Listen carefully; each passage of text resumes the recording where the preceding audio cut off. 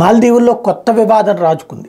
ఏమిటి ఆ వివాదం అంటే, నరేంద్ర మోడీ గురించి అక్కడ ఉన్నటువంటి కొంతమంది ఎంపీలు మంత్రులు అడ్డకోలు కారు కూతలు కోయడం, దానికి పబ్లిక్ నుంచి వచ్చిన రెస్పాన్స్ చూసి ప్రధానమంత్రి స్వయంగా క్షమాపణ చెప్పడం, మళ్ళీ ఆ ట్వీట్ని డిలీట్ చేయడం, ఇదన్నీ ఒక ఎత్తు అయితే అక్కడ పాలిటిక్స్ రెండుగా మారిపోయినాయి.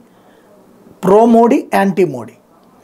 ప్రో మోడీ వర్గం ఒకవైపున అక్కడున్న ప్రభుత్వాన్ని నిలదీస్తున్నారు. దీనివలన మొత్తం ఎంత నష్టమో మీకు అర్థమవుతుందో. అసలు మనకి ఇక్కడ ఆర్థికంగా చేయూత అది, మనం చైనాని నమ్మలేం కదా, చైనాని నమ్ముకుని భారత్ని దూరం చేసుకోవద్దని.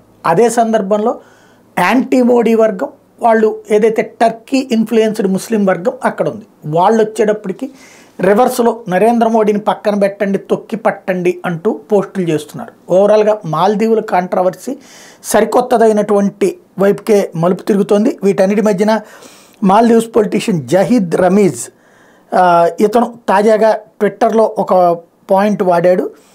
స్మెల్ అని ఏదైతే రేసిజం వార్డింగ్స్ వాడుకొచ్చారు, ఇండియాకి సంబంధించి దుర్మార్గపు వాసన లాంటి తరహాలో దుర్వాసనల దేశం అన్నటువంటి కోణంలో మెన్షన్ చేసుకుంటూ వచ్చారు. ఇప్పుడు దాని మీదన పెద్ద ఎత్తున నెటిజన్స్ ట్రోల్ చేస్తున్నటువంటి పరిస్థితి అయితే ఉంది.